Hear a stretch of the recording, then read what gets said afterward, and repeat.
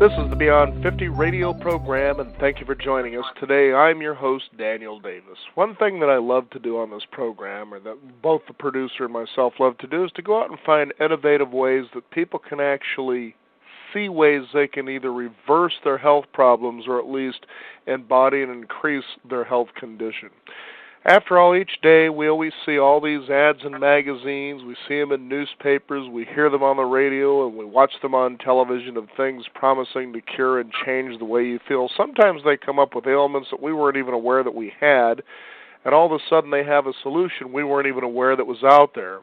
And I know just recently that we spent some time at a place simply known as a Diabetes Expo, and that's one of the things that we're going to be talking about, or the thing that we're going to be talking about today.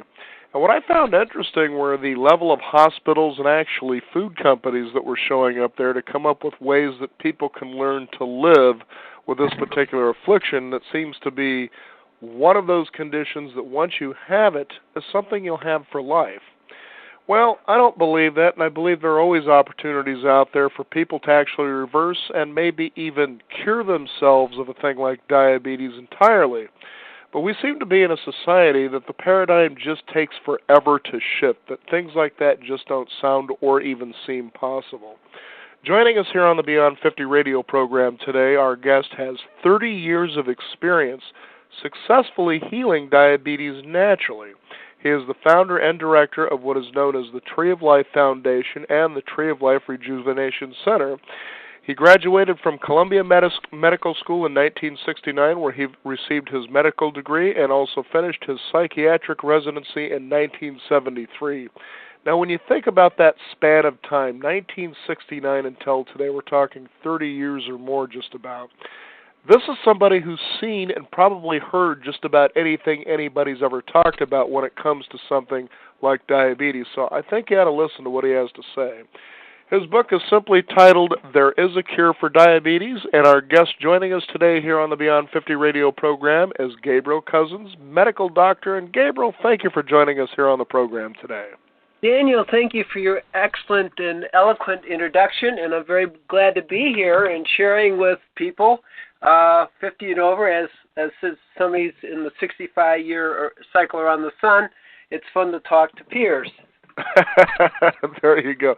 Now, here's what's really interesting, too, just to let people know. I mean, you're not just somebody who works out of Arizona with the Tree of Life Foundation, but you're in demand worldwide for your expertise as well as your knowledge, and you're setting up, it sounds to me like, rejuvenation centers in different parts of the world, and as I understand, there's a recent one in Israel, I believe. Is that true?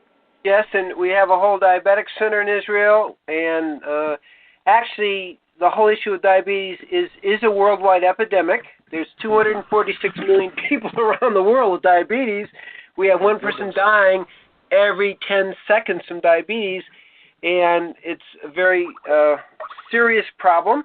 And really, what we have to understand about diabetes, it is just accelerated aging. Well, that's significant when you realize that at the 65 and over, at least in New York City, 20% of those people in that category, the 65 and older, have some sort of diabetes. And in this country, we have a significant amount of people who are pre-diabetic or diabetic. That's 75 million who are pre-diabetic or diabetic. 21 million of those are actually frank diabetes. And this is primarily, 95% are type 2. And when we say there's a cure for diabetes, we're actually being very specific in talking about type 2. Yes, we've had some surprising reversals of type 1, but we don't claim to be able to heal type 1 in any consistent manner. Type 2, we are saying this is our experience, and we have what we call preliminary research, which I released in the book, There is a Cure for Diabetes, and we're hopefully going to receive a grant very soon to do 400 people to make it uncontestable. But basically, within 4 days, we're getting people off their insulin and all their oral hypoglycemics. By 21 days, a high percentage of the people are with having normal blood sugars. We like it 86, but we'll settle for 100, which is they consider normal. And certainly by 3 months, people who have lost their vision or losing their vision and so forth are beginning to start to have visual returns. And really, by the 21 days, most of the people come a lot of their, let's say, degenerative effects begin to be significantly reversed. So we're talking, this is really easy. I mean, it's embarrassingly easy, and because of that, we want to get the word out. The only thing is people have to decide to change their life in terms of how they're eating and how they're living. That's it. I mean, besides that, it's completely reversible, type 2 now. Mm-hmm. But you have to be you have to love yourself enough to want to heal.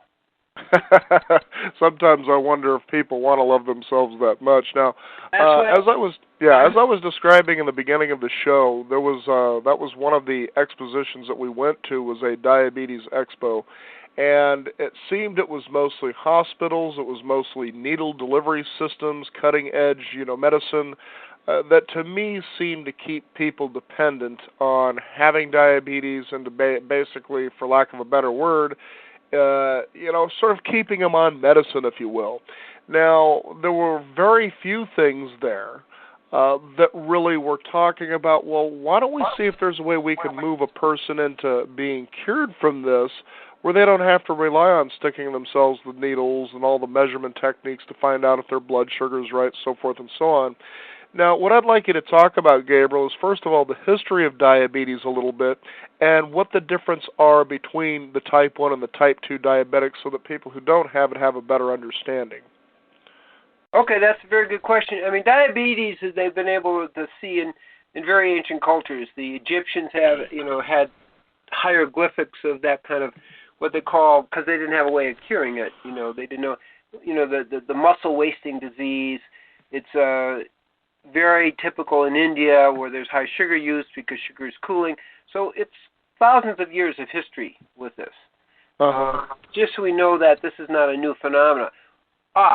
What is new is the rate and amount of people who are diabetic. Okay, that's what we have to understand. Now, the difference between type 1 and type 2 is that type 1, which used to happen in children, okay, primarily, and it's been linked directly to use of dairy, which you form antibodies against your own pancreas. You can also have viral infections, which create antibodies that go against the virus, but go against your pancreas. And it's also been linked very, very heavily to vaccinations. And that's research done in New Zealand and also in Finland, where they've basically found in Finland, when they totaled it up, I mean, you're talking hundreds of thousands of kids, 147% increase in juvenile diabetes from the vaccination program. Okay, that's type 1. That is basically an inflammation from the antibody attack against the beta cells of the pancreas. Type 2 is more a dietary lifestyle effect. There is a genetic component to type 2, more so than in type 1. Type 1 is maybe 10-15% genetics. Type 2, you're looking at 45 to 85% of type 2 had a parent who had diabetes. Now, and up to 90% have somebody in their family with diabetes. So there's a genetic component, but it's in a nice way to put it. Genetics slows the gun. We pulled the trigger by our lifestyle. And that's, understand, you are not destined to get diabetes because your parents had it. We have choices, and if we choose to live in a way that doesn't create a diabetic lifestyle, obesity, lack of exercise, and I'm going to put 80% of type 2 diabetics in the United States are overweight. 80%. That's very significant.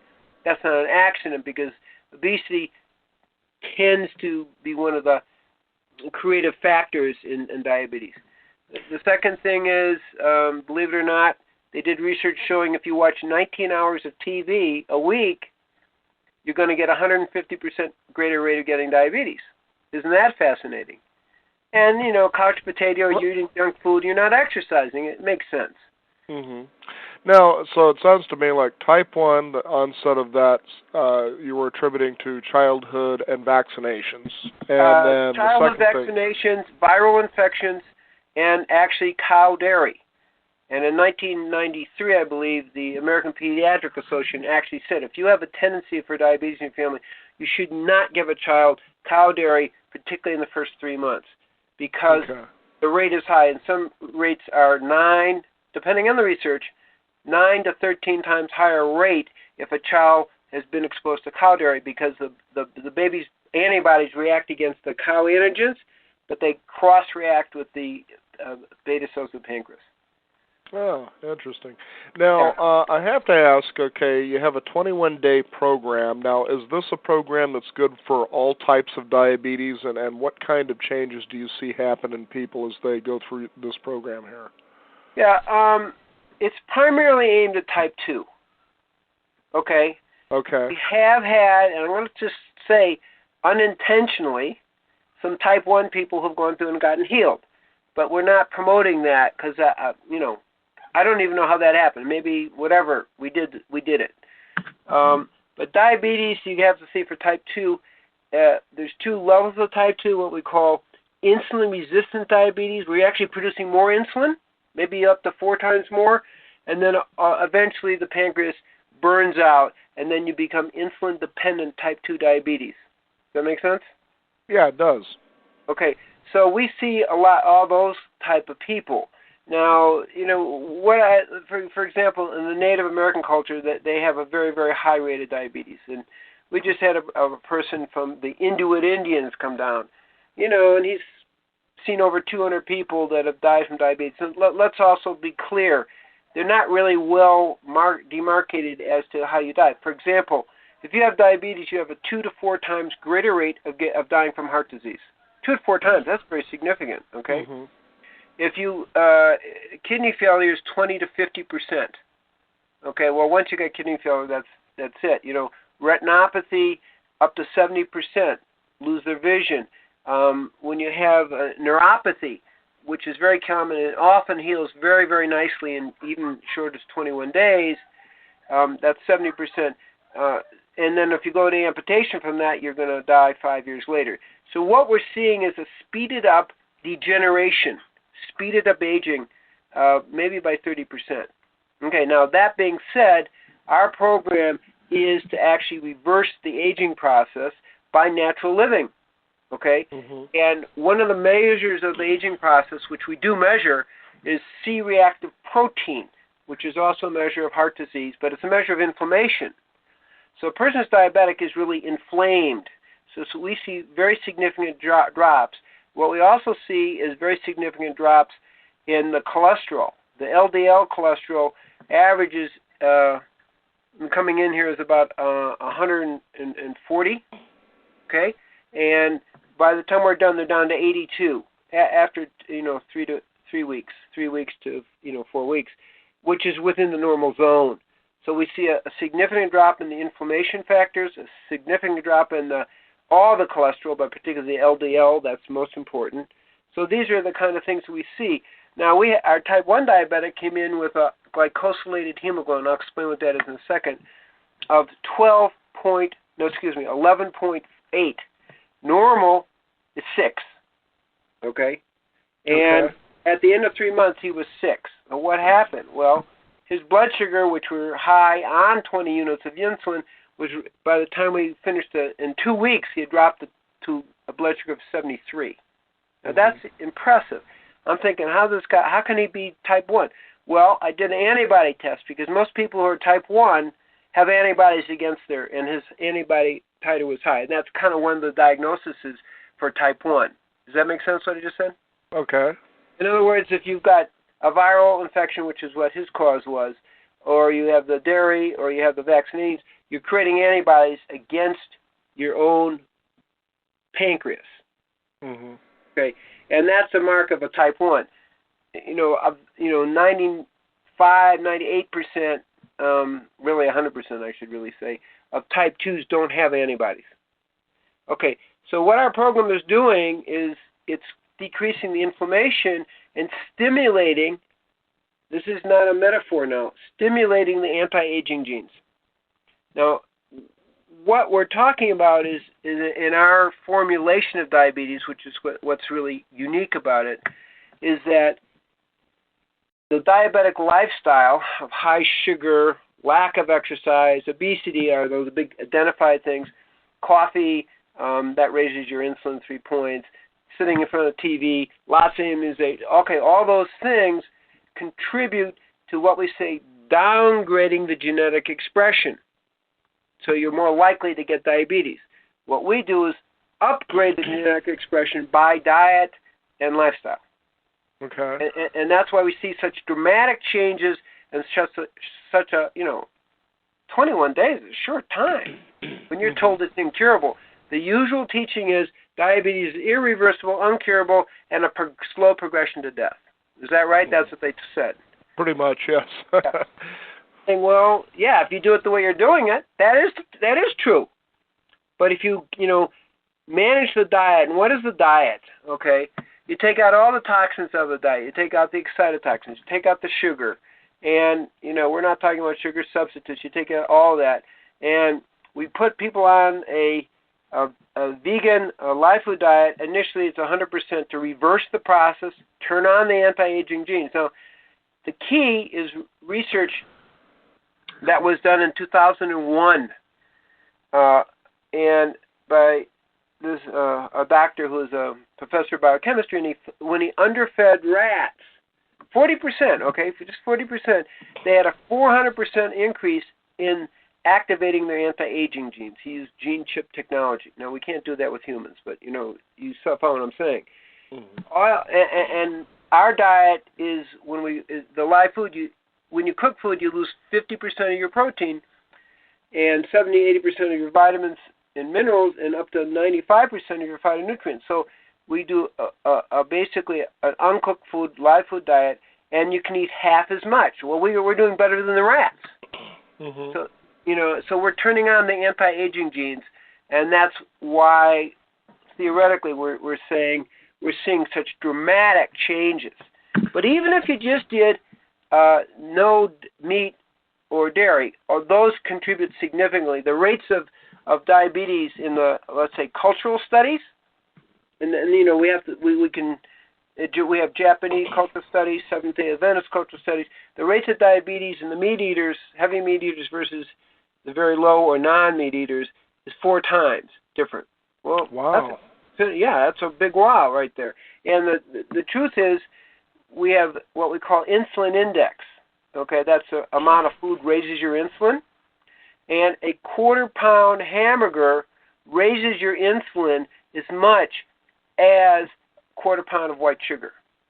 Wow. People don't know that. Okay, so we take people off the meat and the dairy and put them on a plant-based diet. The cultures that live a plant-based diet have much lower rates of diabetes. That's what we're talking about, unless they're eating lots of sugar, like in India. So they have a lot of sugar in India. Put it that way. Gabriel, there was something that came to mind here, and I was kind of interested here because it seems like in a holistic, interesting way that you could kind of see a possible root cause of diabetes, especially in type 1. You talked earlier in the program the fact that one of the things that contribute to diabetes type 1 is vaccinations in young children. Now, the first question on that is, what is it about the vaccine that they're taking that's causing this, or what is the result of taking this? What does it do? Now, and then you also talked about how Native Americans were more likely to get diabetes than just regular Joe Americans. And then I started thinking about that as you were talking about it, and I thought about Native Americans on reservations that typically will have public assistance. We take a look at the fact that children who are getting, let's say, free immunizations are on the very same thing in our public schools. And, the funny thing is when you take a look at all that, like public assistance, perhaps families who are on welfare, majority of that public assistance is through meat and dairy, things like cheese and milk and bread, processed food. So you can almost see how lifestyle based on, let's just say, a financial level can contribute to this particular disease just simply because of the lack of choices on a fresh diet as you're talking about. It almost seems like coming out of the gate that some people just don't stand a chance. Well, you're very astute because that is what we're talking about. Actually, they've done studies about people making less than $10,000, less than $25,000, and clearly the people the lower the income, the higher rate of diabetes. And that's not just in this country, but also in England. They've done these studies. So you're right on, and your analysis is completely accurate too, because they're going to go to the center of the aisle of the supermarket, which is high-calorie, sweet foods to get their quote calories, and they're things also that you can store as well. Yes. Right, and then you're also and then you're also going to look at the Native American diet, which really before 1940 made it Native Americans in this country, like Pima Indians who run 51% diabetes, they didn't have diabetes. Only when they went on to the high sugar, and that's when the white sugar came out, high fat, cooked animal fat, and meat diet, that began to skyrocket. Their cousins, their genetic cousins that live across the border of Mexico, the Tarahumaras, they're 6%. 6% versus 51%. What happened? They're not living on reservations. They're not living on their natural diet. So even though they have a genetic tendency, it's not being activated. So you're very astute in understanding.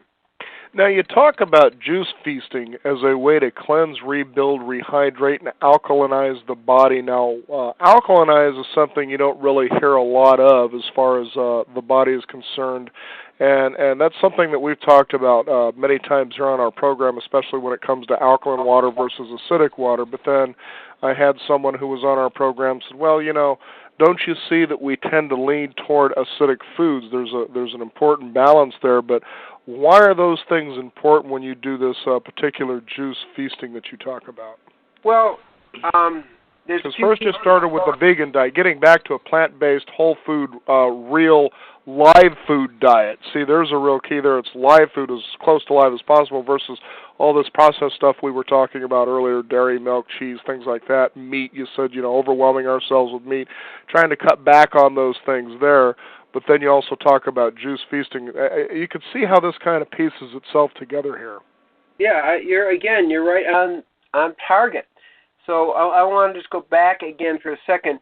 The basic diet is eating less. Why? Well, 80% overweight. Now, if you do live foods, you eat the satiation, but you only eat half as much food, and your body lets you know that. Okay? So your satiation kind of reflexes go into place, and that's very, very important to understand, because the average person, everybody's working so hard, I want this diet program, we don't even talk about it. So this Native American, this is an example just because the Native Americans are genetically a little bit more successful. He lost 25 pounds in 10 days. Okay? His diabetes healed in 2 weeks. What happened? We just put him on a healthy diet. What's the big deal? So the average person after a month, because we did a film here, Simply Raw, Reversing Diabetes, the average person lost 25 pounds a month just on live food. No big deal. They could eat as much as they want. There were no limitations. They just did that. So, understanding that's really important. Now, when you're doing plant-based, you're naturally going to alkalinize. Okay, when you're doing animal and dairy-based, meat-based, you're naturally going to acidify. Now, I'm talking in simple terms for people, but basically, the more acidic you are, the less well your body functions. I'll put it that way. Now, you could get too alkaline, but that's not exactly people's problem.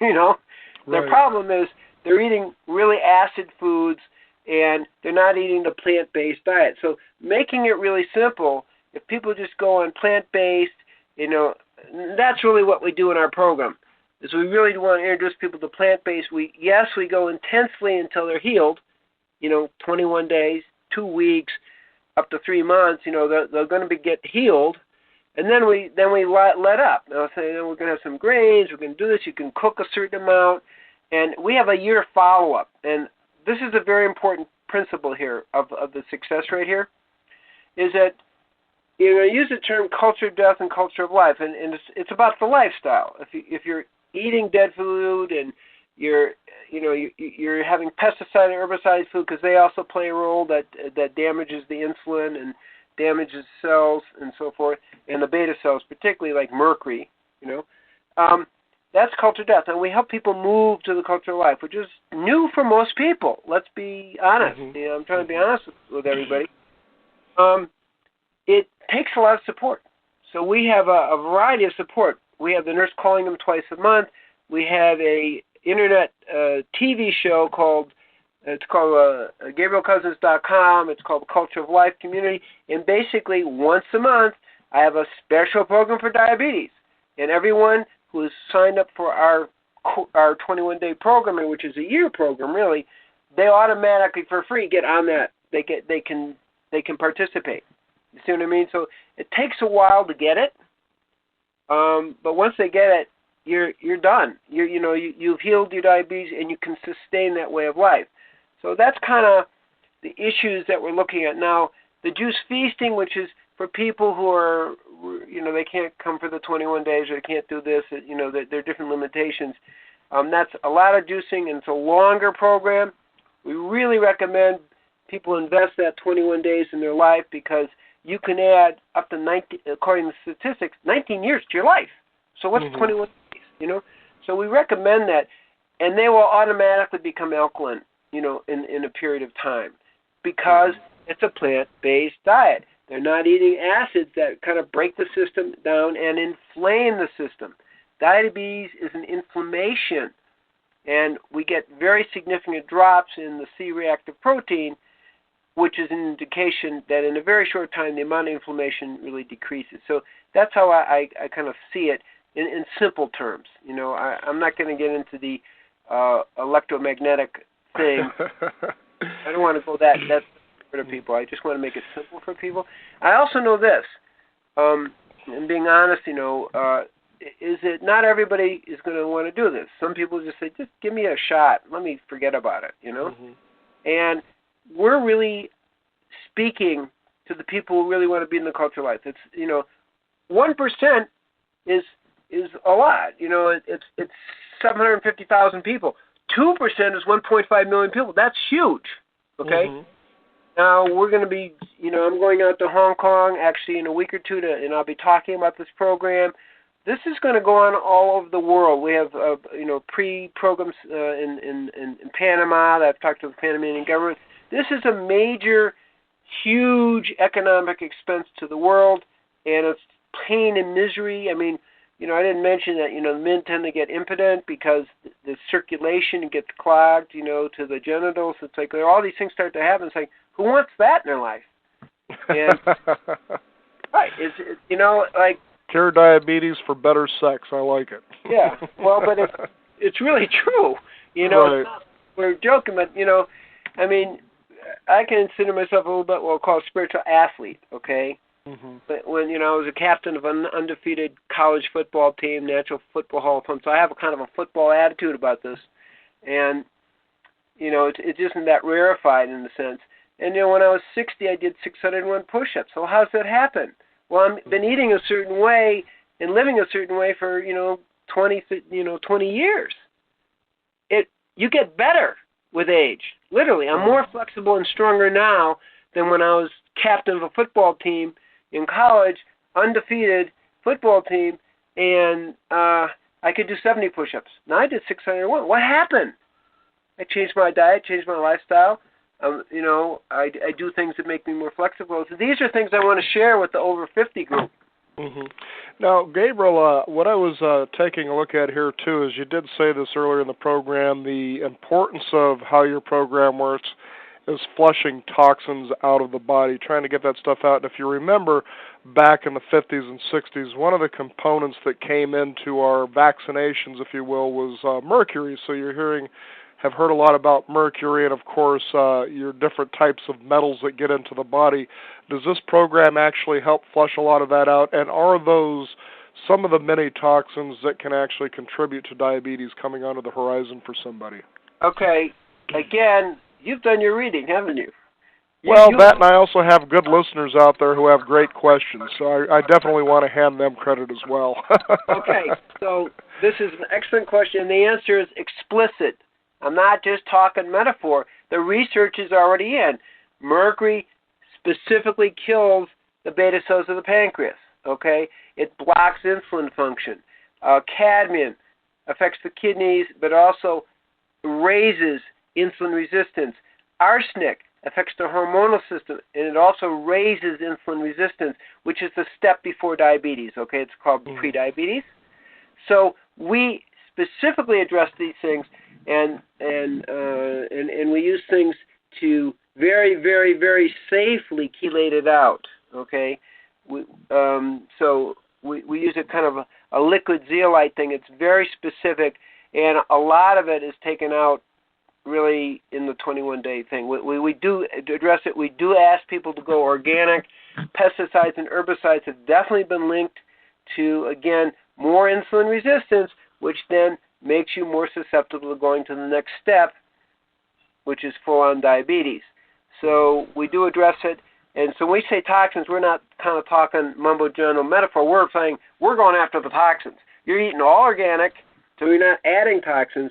And then and the live food vegan diet helps pull some of the toxins out. And then specifically, we're using these very, very safe chelating agents to pull the specific heavy metals out of the system. So we're full on with that. There's no way of pretending those things don't make a difference. Now, I have to explain something about vaccinations. You asked the question, I didn't answer it, which is, well, why a vaccination goes around? Well, that's because vaccinations are not exactly what they say green. That's the new word, green vaccination. Eco-friendly vaccines, my goodness. They have lots of foreign proteins in them. That's what the antibodies are going on, okay? They're reacting to. You have pig, maybe. You know, we don't know what's in every vaccine. But in general, pig, you have horse, you have chicken, you have monkey. And, of course, with monkey is the SV40 virus, which is unfortunately a carcinogen. And some have duck. And then you have what we call adjuvants. What's an adjuvant? Formaldehyde. Now, nobody in their mind would take formaldehyde, right? You have MSG, which isn't really good. And, of course, you have mercury. Now, this is not what people want to hear. They say they've taken the mercury out, and they have grossly on some of the vaccinations. It's still in the flu vaccination. And there was a comment by a very famous researcher who's saying, and this is unbelievable, is that if you've had 5 vaccinations in a row, I'm talking about flu vaccinations, okay? You're going to have a 10 times higher rate of Alzheimer's. You don't want to hear that. Gabriel, that's something I want to touch on here, is that flu vaccination is quite an interesting animal. Now, living in the Northwest, I have seen consistently either anywhere from once to twice a year, come get your flu vaccination, and I thought to myself, I don't remember ever having one, to be quite honest with you. The last time I had a vaccine that I'm aware of any type is when I was inducted into the United States military, and that was back in the mid-'80s. But other than that, the only time I remember having a needle put to my body is when they were drawing blood.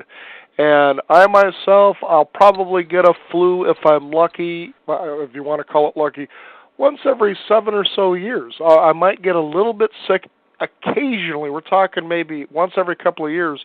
But these people, I will listen to even friends around me going in to get these, I got to go in and get my flu vaccination, and I'm thinking, why? And you're saying that that's a big culprit to one of the possibilities of people actually putting themselves in a position for diabetes. The answer is yes, and worse, because they have all these other things in them, you see. It's not like you're getting something that's clean. You've got all these animal products. I mean, if you're, a Muslim or Jewish, you got pig products. I mean, you don't want that. And the research shows something. The research shows something else that's even more serious, is they don't work.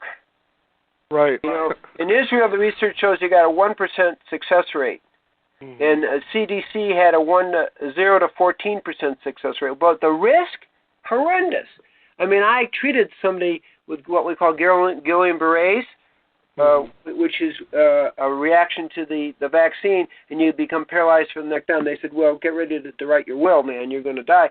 It took him 2 years to heal him, okay, where he could walk again. That's, and he was lucky. But what I'm trying to say is there's serious diseases, rheumatoid arthritis, Guillain-Barré. There's research that's suggesting you get brain inflammation for up to 2 years after one vaccine. And now we wonder, what, autism? You think there's some kind of accident? You think it's just related to mercury? It's not related to mercury only. It is related to all the reactions the body what we call the glia cells of the brain, okay, which are kind of a linking cells of the brain, become literally inflamed. This is literal. This is enough research that's out there that we can make that statement. And you're 65. We already know your memory's slipping a little bit.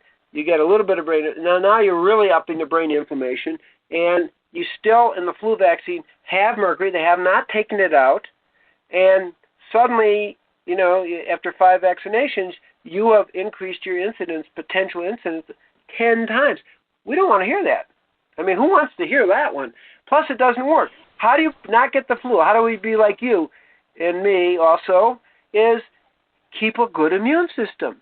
Get adequate sleep. Eat good food. There are lots of herbs out there that really do protect you and build your immune system. And if you're getting a little down, you take a little bit more vitamin C. You take a little bit of, to build the immune system. That's how you protect yourself from the flu in general. The Israeli research kind of suggests that you're actually weaken your immune system with each successive flu immunization. And it is true because you're getting all these reactions and you're inflaming the body, so you're weakening it. But that's the research. So I think what you're saying is, again, a little bit of common sense, although we don't want to, the pharmaceuticals may not agree with you, but the common sense is, hey, keep my immune system strong by living in a good, healthy way and, supplementing with a little herbs and a little this. So I have a whole anti-flu protocol up on my treeoflife.nu website, www.treeoflife. I have a whole protocol, for the avian flu and all that, but so for all the flus. And it's like, this is not so hard to do, and it's so much safer, and you're guaranteed that you'll boost your immune system. But if you eat well, we know people who do vegan life of diet are going to have a lot less flu, and they're going to have, 1/10 the amount of heart disease, and they're going to, because they're not inflaming their body with things like meat and dairy, which do inflame the body, so it weakens it. So that all fits together. You're seeing a total pattern. Your overview is seeing a total pattern here, and you're right on. It's really interesting for those of you joining us. We're talking with Gabriel Cousens, 30 years of experience of successful healing in diabetes, predominantly type 2. That's the onset of diabetes after the fact. And his book, There is a Cure for Diabetes. Now, a couple of things come to mind. And the first thing, as we were talking about flu vaccinations, the fact that we were made aware. I've said this many times on the program. You're sitting there watching television. The commercial comes on. There's an ailment that they kind of throw out there, hey, you may have this. What do you think? Well, since you do, we have this for you. And then at the end of the commercial, now, I don't know how this all changed because I remember back in the 80s, I don't remember hearing this, but then they start listing all these side effects from taking this. And I thought to myself, well, this is ridiculous to try to manage one particular ailment we weren't really aware that we had, but then they're saying as a result of taking this product that they want you to take to alleviate this ailment that you're going to have all these possible side effects, and I mean the list is long. So going back to the flu vaccination, this is something that apparently we think we're supposed to do. I don't know why, because I don't take flu shots or vaccinations. I haven't had much of a problem with flus. But you could see how it's almost as though like a heroin dealer gets an opportunity to go to a grade school to get kids addicted right away. So therefore, through in life, you can see the slow progression or even the expedient progression of moving into such a disease as diabetes, where now you become dependent on taking injections of insulin and whatever else they're going to begin to feed you. It's almost as if the drug pusher has legally gotten you on their product with no end in sight outside of death. And you're simply saying through common sense, and you can correct me if you're wrong, that, look, take a look at what you're doing and start questioning this. Get out there and start researching it. Do you really need these things so that you can become a junkie, or would you rather, as you suggest, move toward a culture of life? Now, one of the most interesting things here is that you were talking earlier about conscious eating. And I really like this because I'm sure that you remember the philosopher Alan Watts. Of course, yes. Okay. He wrote a most excellent essay that one day I want to get a hold of and just post it on our website. It's called Murder in the Kitchen. And he talks about how we moved into a society of processed foods and how we eat like we hate it. We prepare our food like we hate it. We raise it and grow it like we hate it. And you can see that that kind of an attitude would therefore be a direct result of poor health. And that when you're conscious eating, when you become aware, then you become more conscious about raising it, you become more conscious about preparing it, and to a loving state. It's the most excellent. I'm going to look it up, Murder in the Kitchen? It's called Murder in the Kitchen by Alan Watson. I tell you, when you read this, you start really thinking about what you're doing. Yeah, fantastic. It is exactly what we're talking about, only it's... murder, at every level. Murder in your life. It's a culture of death. Now, right. while I'm concerned, I, like most people our age, have grandchildren, and, they're trying to push mandatory vaccinations in New York, and that's part of my family's in New York, and it's like, this isn't going to work. I mean, my goodness, they're talking about children having flu shots all the way up to 18. My goodness. And that's talking with mercury in it. And it's like, this is getting really crazy. Now, they did a study, I'm not sure where you live, but they did a study in Oregon, okay, with 900 kids, and they showed, okay, and it's particularly boys, but it was, that the people who did not get vaccinated had half the amount of autism. Now, that's a very significant statement. They also did a study with... what's it called? That they live out and they have just horses and they the Amish. Amish, yeah, and okay. The Amish they don't get vaccinated. They have no cases of autism. See, do you see the common sense is what I'm getting at as well. It's really amazing, and they're pushing for required flu vaccinations in Europe. You're saying from almost the time of birth until they're 18. All vaccinations. That is just crazy. If I don't know what they're thinking, and I don't want to make it too far, except that I hope we defeat that. But the point I'm making is, our kids are going to come out with such weakened immune systems from all these things, and it's like, well, what's the big deal with flu? And it mutates each year. I mean, it doesn't work anyway, but you can expose people to mercury, which we know is linked to autism. And it's like, whoa, what are we doing?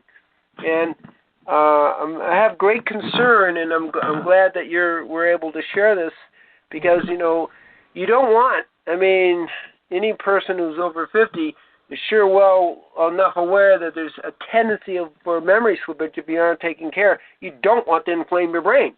I mean, we take that very personally, because it is very personal. You don't want to increase your rate of getting Alzheimer's. We don't want to do that. So we have Alzheimer's at one end, and we have autism at another end, but it's all about inflaming the brain. Mm-hmm. And, wow, let's be conscious. Let's pay attention here. And, of course, you are, and I'm glad you are. Mm-hmm. Well, Gabriel Cousens, it's been a pleasure to have you on our program today, because what I like the most is that people like you are out there, that you really know what you're talking about. We really try to bring such a level of common sense as you've done, that our listeners and even the readers of our newsletter that goes out every week, that they get to say, it's about time I start challenging these beliefs that were created for me, that were allegedly put for my best interest, when the fact is, when you look at the root cause, it seems like those belief systems were put in place for the benefit of other people, and there it is, and I want to just thank you for taking the time to be on our program today, because I know that you're in demand worldwide, and I was just really a pleasure to have you on our program today. Well, it's great to be on. I'm just going to mention, if I could, please, that sure. People can reach me at GabrielCousens.com. We are next week. We're doing a program. It will be, videoed, of the two really top vaccine researchers, and we're going to do a 3 to 4 hour series, maybe 15 minutes at a time, so people can address this. So that's GabrielCousens.com, the culture of life, because that's what needs to happen. People have to say, what am I joining here? Am I joining the culture of life or culture of death? We have choices. Right. We have real choices. So, and then also, They can reach us if they want to know about the diabetes program or the 21-day thing. It's www.treeoflife.nu, as in New University. Mm-hmm. Between those two websites, GabrielCousens.com or treeoflife.nu, you can find out about all these programs and get updated on what's going on, because our point is we've got to educate people. Right. That's what we have, is education. We have our brains still, and we want to use them. Mm-hmm. So, well, Gabriel, again, it's been a pleasure to have you on our program today, and thank you for joining us. Daniel, you were great. It was a beautiful interview, and I appreciate how well-informed and clear you are. So thank you for your great questions. Well, again, I also want to attribute that to our guests who are out there. You know, they seem to really have a good take on what's going on here, and so I want to also thank them for contributing their questions and concerns as well. And again, it's been a real pleasure to have you again. Okay, thank you, Daniel. You bet. Again, our guest today, Gabriel Cousens, talking about his book, There Is a Cure for Diabetes. And just like he said there toward the end of the program, and I've said this many times on our program, if you are informed, if there is a way that we can get information so that you become informed and educated, you will realize that you now have choices. Now, everybody can go and point their fingers and say, well, you know, if it's true they're trying to make flu vaccinations mandatory from birth until the age of 18, you might say to yourself, geez, there seems to be a conspiracy going on there. Oh, those rotten pharmaceutical companies. Well, I don't really buy that philosophy, although that is possible. What I do simply say is this: you still have a choice, that once you become aware that that's a possible road that you're going down as a result of this early infusion of getting these vaccinations, or the idea that our food pyramid says predominantly we need milk and dairy and meat to survive, when you realize that our ancestors didn't really thrive on meat and dairy as much as we seem to in our culture today. You begin to question these things and understand, why am I doing this, and how would I like to feel? Now, of course, you'll sit in your doctor's office and they'll make recommendations as they are your health coach. But ultimately, in the end, you are the person who has to live with the decisions that you make, whether it's deciding to do what the doctor told you or deciding to do what you think is going to be in your best interest. We encourage you to pass our shows on to anyone that you think could benefit from them. That's why we do it online, so you can simply email these to people who you think they can most help. I want to thank you, the listeners, for joining us today, and I especially want to thank our guest, Gabriel Cousens, for joining us here on the Beyond 50 radio program. Again, his book is There Is a Cure for Diabetes, but as you have heard throughout the program, it's a lot more of a deeper issue. It's almost as though diabetes is one of those gates that are warning you that you've been going a direction that hasn't really sustained your body the way that it should. So now it's time to take action. Find out about the information. Empower yourself to make better decisions about your health. Most importantly, as you do that, be that light to others so that they can empower themselves to do the same. Then you will find in the end, as you're walking along that nice long row of pharmaceuticals, drugs and whatnot, that you finally find a change that you won't need that. You won't empower yourself to do that anymore. And the beauty of that is then you'll stop buying. Then what will the pharmaceutical companies do? They can't force you. Now you see what it is to have the power of choice. I'm Daniel Davis. Thank you for joining us today and taking that time to make the choice to listen to us. And I also want to thank our listeners out there. We welcome your questions or comments. Just shoot us an email to beyond50radio.com, and also sign up for our free weekly e-newsletter. I'm Daniel Davis. Thank you for joining us. And remember, live your day past halfway.